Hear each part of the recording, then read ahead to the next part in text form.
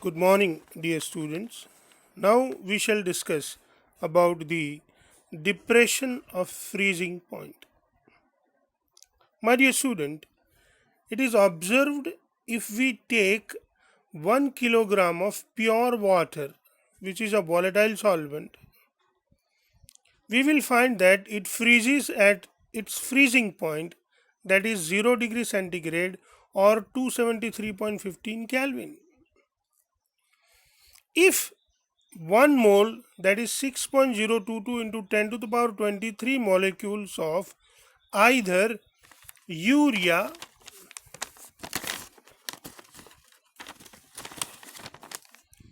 or sucrose are added to 1 kilogram of solvent, that is water. So we have taken first water, we will take the 1 mole of sucrose or urea and we will add to it. Thus the solution is formed. The solution formed does not freeze at 0 degree or 273.15 Kelvin. We have seen that pure solvent has to freeze at 0 degree or 273.15 Kelvin, but this solution, that is formed by adding 1 mole of urea or 1 mole of sucrose, does not freeze at that particular temperature. But the solution freezes below 0 degree centigrade temperature or below 273.15 Kelvin temperature. This solution formed by adding urea or sucrose equal quantity 1 mole generally freezes below 0 degree centigrade temperature. Thus we can understand that the freezing point of pure solvent, that is TF0, and the freezing point of solution, that is PF, made by adding non-volatile solute to this pure solvent are different. So the pure solvent freezes at a particular point and solution freezes at another particular point, and both these point of temperature are different. In fact, TF is less than TF0. That means solution freezes below the freezing point of pure solvent. Thus, the difference between the freezing point of pure solvent and freezing point of solution is known as delta TF, which is in word known as depression in freezing point. So here your delta TF is known as depression in freezing point. In words, if you want to explain the same thing, the decrease in the freezing point of pure solvent when non-volatile solute is added to pure solvent is known as depression in freezing point. Let us understand the same using this graph. As usual, my dear student, I am here again with the graph of vapor pressure versus temperature. We will move here right to left, so we will be moving in this direction. So I have already shown you the arrow. What are we going to study? We are going to study the pure solvent, which is liquid, and the solution, which is formed by the solution is formed by the addition of the non-volatile solute to the pure solvent. Let us start from here, my dear student. As we come here, the vapor pressure decreases and temperature also decreases. If we come this direction, temperature decreases.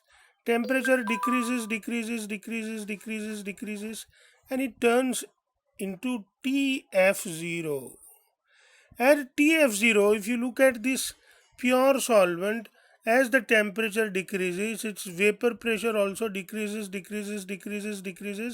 and its vapor pressure here at this point is equal to the vapor pressure of solid pure solvent.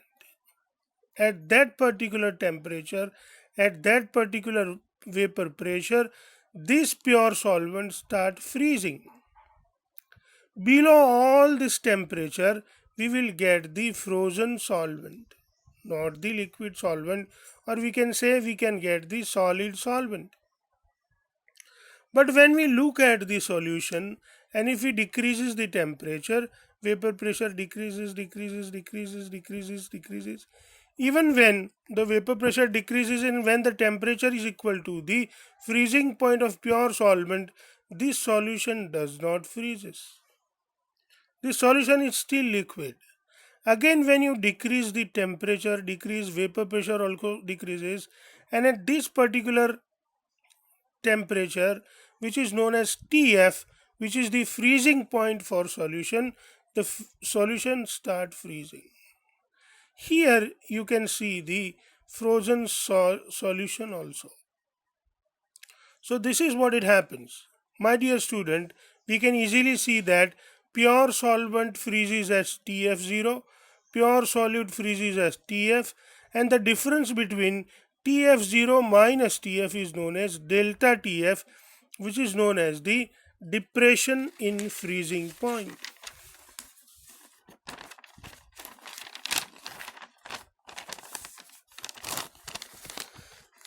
In the graph, if we move right to left, temperature decreases. Pure solvent freezes at TF0 temperature and solution freezes at TF. Therefore, delta TF is equal to TF0 minus TF, where delta TF is known as the depression in freezing point. Depression in freezing point is directly proportional to the molality of the solute. Therefore, delta TF proportional to m, and therefore delta TF is equal to Kf multiplied by m. My dear students, here Kf is actually the proportionality constant, but we call this proportionality constant as freezing point depression constant. We also call it molar depression constant. We also call it cryoscopic constant. So you need to remember all these three words. Unit of Kf is Kelvin into kilogram per mole. If we take W1 gram of solvent and add W2 gram of solute whose molar mass is MWT2, then molality, the definition of molality is moles of solute per kg of solvent. M is equal to moles of solute divided by kg of solvent. Moles of solute is nothing but the mass in gram divided by molecular weight, and mass in gram divided by 1000 is your mass in kg of solvent. As we know that denominator of denominator turns into numerator, this 1000 goes into the numerator and MWT2 comes into the denominator. So finally, this molality M is equal to W2 into 1000 divided by MWT2 multiplied by W1. Remember, my dear student, that 2 represents the solute and 1 represents the solvent. Therefore, delta TF is putting this value of M into this particular equation. In this equation,